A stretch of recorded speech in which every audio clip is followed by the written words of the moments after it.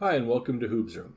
Today I wanted to talk about gamification. Specifically, I wanted to talk about gamification in education. First off, what is gamification? Gamification is using techniques and strategies used by game designers when they design quality games and applying them in non-game related fields. Education in our case. Now, does this mean that gamification means that you're sitting around playing games all day in the classroom? No. In fact, a gamified classroom may not have any games in it at all. It's just using the strategies and techniques of games. That's not to say, however, that using games in the classroom is a bad idea, because I don't think that it is. I think there's a lot of strong evidence that supports game-based learning, but it's a lot different than gamification. So why games anyway? Why do we want to use anything connected with games in education? Well, Dr. J. McGonigal talks about this very thing in her book, Reality is Broken, and also in her TED Talk. And I'll put links to both of these down below in the description. Basically, she said that games offer gamers four things. Now, she's really talking about video games specifically here, but I think it applies to all games as well. First off, she said that games provide a sense of urgent optimism. Urgent optimism is the desire to tackle an obstacle combined with the belief that you have a reasonable chance of success. Gamers always believe that they can succeed, and they always believe that the attempt is worth trying and worth trying now. Games also offer a strong social fabric. Gamers are not only willing, but will often actively seek out partners to help them accomplish a given task or quest. Not only that, but studies have shown that we actually like people more after we've played a game with them. So why is that? Why would we like somebody more after playing a game with them, even if they've badly beaten us? Well, there's a lot of trust that goes into playing a game. First off, we trust that the other player is going to spend their time with us. We trust that other players are going to play by the same rules that we are. We trust that other players will play the game until the end. They won't leave in the middle. And finally, we trust that other players will value the same goals that we're valuing. Third, games offer a sense of blissful productivity. Gamers are willing to work hard if given the right work. In the game world, we know that we're happier when we're working hard. We know that we are optimized as human beings to work hard. That's why the average World of Warcraft player plays around 20 hours a week.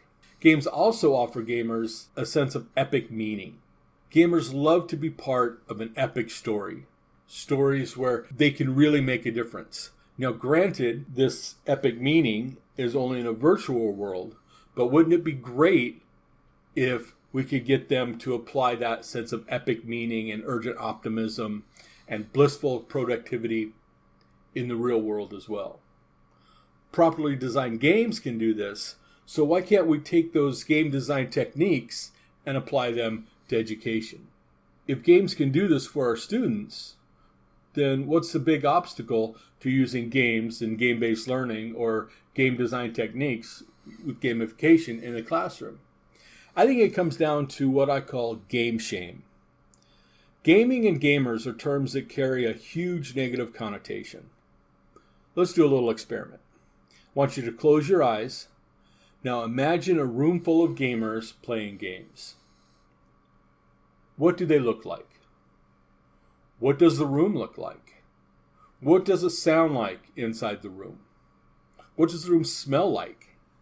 Did you imagine a bunch of pimply-faced teenage boys sitting in a basement that smelled like a meeting of the "We'll shower when it rains" convention? Well, if you did, you're not alone. This is the general impression of gamers in our society. However, if you define a gamer as someone who plays a game more than 3 times a week, a different image appears. Nearly half of all gamers are female.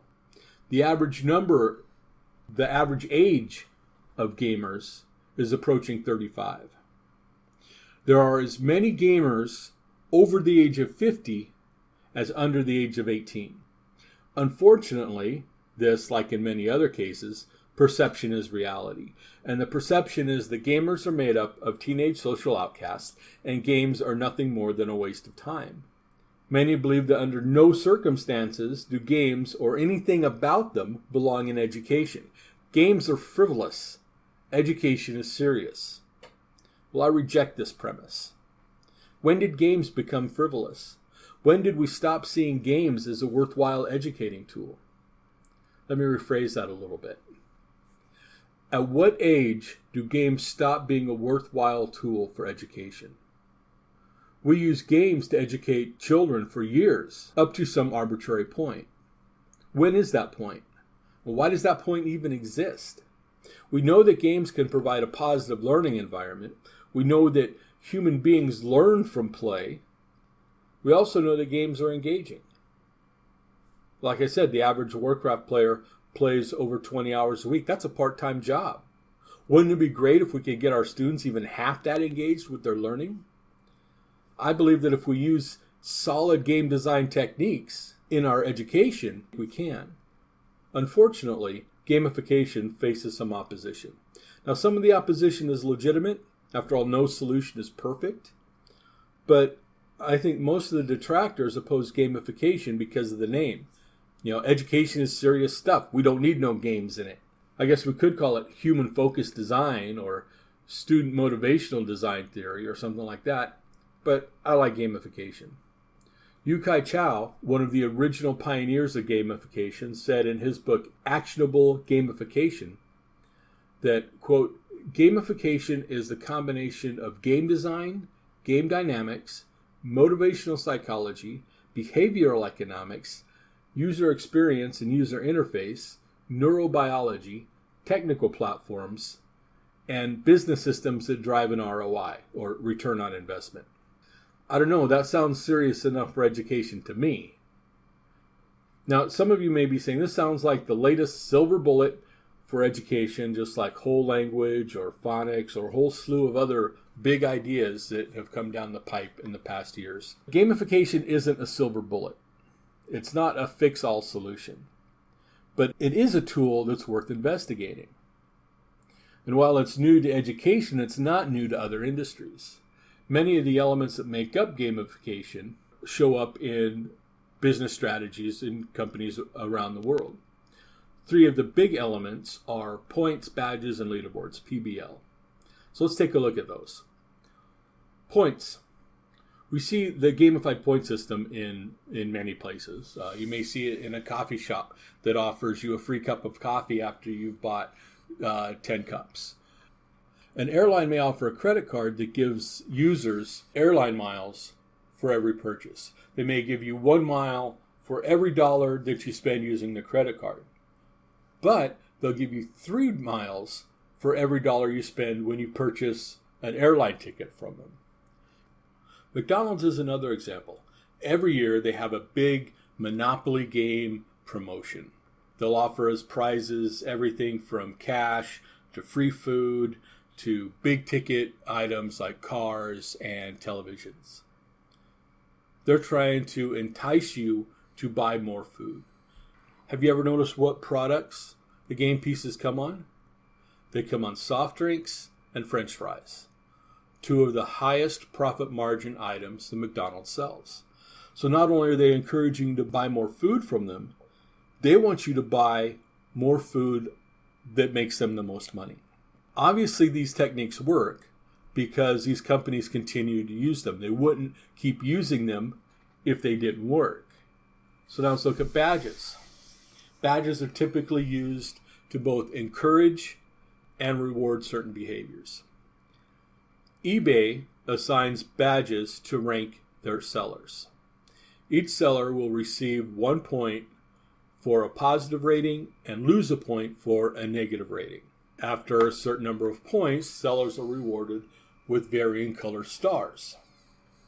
Starting with a yellow star after they've received 10 points, all the way up to a shooting silver star for earning over 1 million points. This system encourages sellers to be prompt and fair when dealing with their customers. The better the customer seller rating, the more likely they are to attract business. The more likely they are to attract business, the better it is for eBay. Leaderboards. Leaderboards are simply a list of individuals sorted by some kind of measurable criteria. eBay's star system is a kind of leaderboard, but my favorite leaderboard is the one used by power companies. A few years ago, a company called Opower came up with this idea of not only putting the amount of power a customer used on their bill, but also putting the amount of power used by their neighbors. This way they could compare their power usage to the usage of their neighbors. So what was the result? Between 2007 and 2013, Opower reduced electrical usage by 2.6 terawatts throughout 16 million homes worldwide. That's about a $300 million savings. That's a huge impact. Okay, that was a basic introduction to gamification along with a couple of examples. So now we need to ask, what does gamification look like in education? How will it work? What does a gamified classroom look like? Am I going to need special hardware or software? How much is all this going to cost? There's this and a whole bunch of other questions too. And I'll be talking about them in future videos. Okay, and until then, thanks for hanging out with me. Please like and or subscribe if you'd like to hear more. And if there's anything you'd like for me to talk about, let me know in the comments. And take care. I'll talk to you later.